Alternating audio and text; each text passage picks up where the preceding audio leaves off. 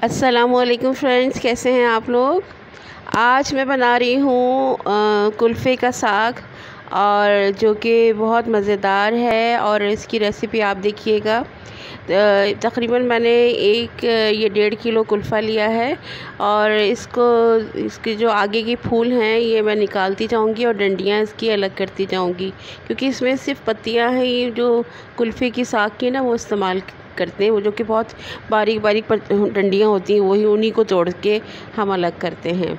जितने भी साग की जो पत्तियां हैं उसको हम अलग कर लेंगे, और इसको हम अच्छी तरह से तोड़ के, दाल हमने जो ली है वो तकरीबन मैंने इसमें 1 पाव के करीब दाल ली है मूंग की, क्योंकि हम कुल्फ़े के साथ दाल डालेंगे जो कि ये बहुत मज़े की बनेगी।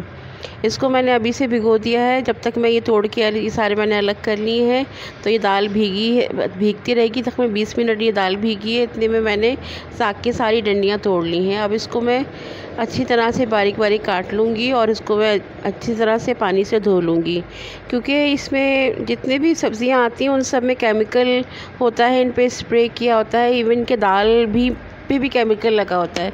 तो आप उसको अच्छी तरह से पानी से धो लेंगे, और धोने के बाद इसको एक बॉयल करके एक पानी निकाल लेंगे, क्योंकि ज़ाहिर बात है हम जो भी खाना बना रहे हैं उसको हमारे हेल्थ के लिहाज से भी हमें देखना है कि हमारी से जितने केमिकल्स वगैरह हैं वो सब निकल जाएं इसके, और हमारी जो डिश है वो बहुत अच्छी और मज़ेदार भी बने, और साथ ही हमारी सेहत के उसूलों पर हमारा खाना तैयार हो।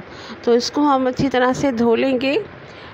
धोने के बाद मैंने पानी बॉईल करने रखा है एक पतीली में तकरीबन, तो उसमें मैं ये धोने के बाद ये इसको बॉईल कर लूँगी। तकरीबन 1 से 2 मिनट के बाद मैं इसको निकाल लूँगी।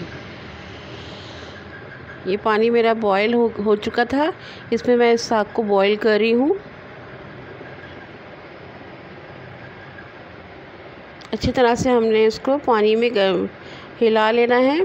और ये जो मैं दाल में अभी भूनूंगी, इसके लिए मैंने ये मूंग की दाल आधे घंटे पहले भिगोई थी, और मैंने लिया है मेथी दाना, और मैंने लिए है कलौंजी, और इसके अलावा राई भी ली है मैंने। और ये साबित मिर्चें हैं, ज़ीरा है, प्याज है, लहसुन अदरक है, टमाटर है, हरी मिर्चें हैं।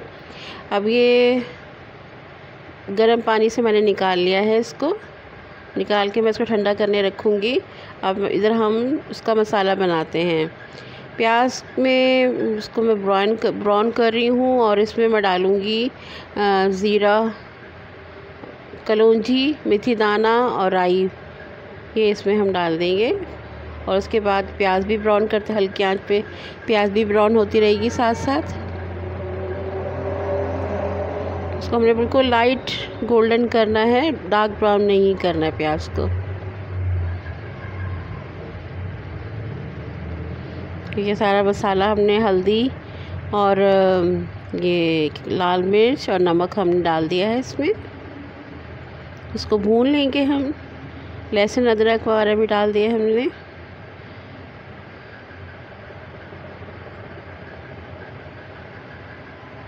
और टमाटर, 1 टमाटर लिया था मैंने बड़ा सा, और 2 मोटी मोटी हरी मिर्च ली थी। इसको हम भून लेंगे। अब इसमें हम दाल डाल देंगे जो हमने भिगो के रखी हुई थी 20 मिनट तकरीबन।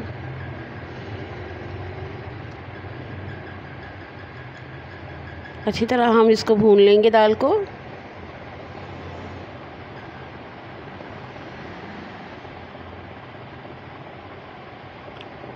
कुल्फ़ी के साग को हम पहले से बॉईल कर लिया है हमने, एक पानी निकाल लिया है ताकि सारे इसके जितने भी जरासीम वगैरह है सब निकल जाएं। अब इसमें दाल के साथ ही हम इसको भून लेंगे।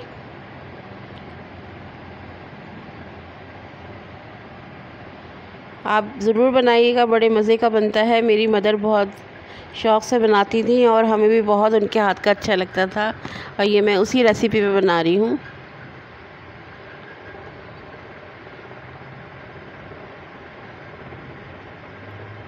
जब अच्छी तरह से बॉईल हो जाए तो हम इसको पानी डाल के थोड़ा सा हमने, और इसको हम एक दफ़ा रख देंगे इसको अच्छी तरह, ताकि दाल हमारी अच्छी तरह मिक्स हो जाए, कुल्फ़ा भी।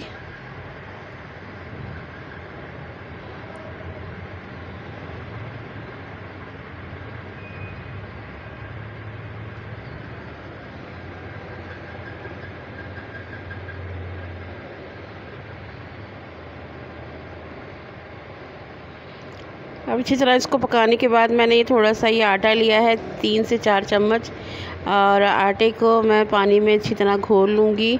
और घोलने के बाद जो इसकी जो गोलियां सी फिटकियाँ से बन जाती हैं, अच्छी तरह से इसको बीट कर लूँगी ताकि, और इसको हम कुल्फ़े में डाल देंगे क्योंकि कुल्फ़ा हमारा तैयार हो चुका है।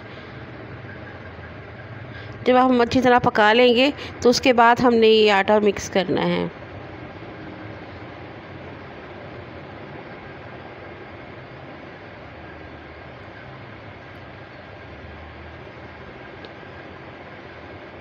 तकरीबन 5 मिनट तक इसको और पकाएंगे ताकि थोड़ा बहुत पानी ये सारा खुश्क हो जाए।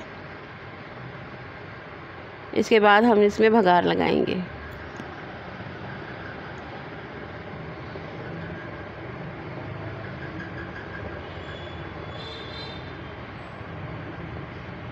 आप इसको राइस के साथ भी खा सकते हैं, चपाती के साथ भी बहुत मज़े का लगता है। ये ज़रूर बनाइएगा गर्मियों में ख़ास तौर पे। ये बहुत अच्छा, जब दूसरी चीज़ें हम एक तरह से डिफरेंट डिश हो जाती है और इसका टेस्ट भी बहुत लाजवाब होता है। अब हम इसके लिए भगार तड़का की तैयारी करेंगे। तड़के के लिए हमने जो लिया है साबित मिर्च है, और लहसुन जो है मैंने जो जवे उसके 4-5 जवे बारीक बारीक काट लिए हैं, और ज़ीरा। ऑयल में इसको कड़कड़ा लेंगे थोड़ा।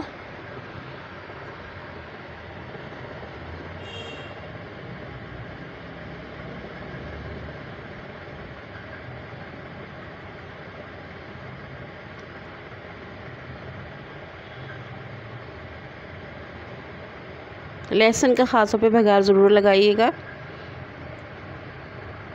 जब अच्छी तरह से शोरबा गाढ़ा हो जाए, तकरीबन आटा डालने के बाद, जो आटे का पेस्ट है डालने के बाद आपने उसको 5-10 मिनट और पकाना है ताकि पानी खुश्क हो जाए। और इसको, ये हमारा कुल्फ़े का साग तैयार है जिसमें हमने मूंग की दाल के साथ हमने इसको पकाया था।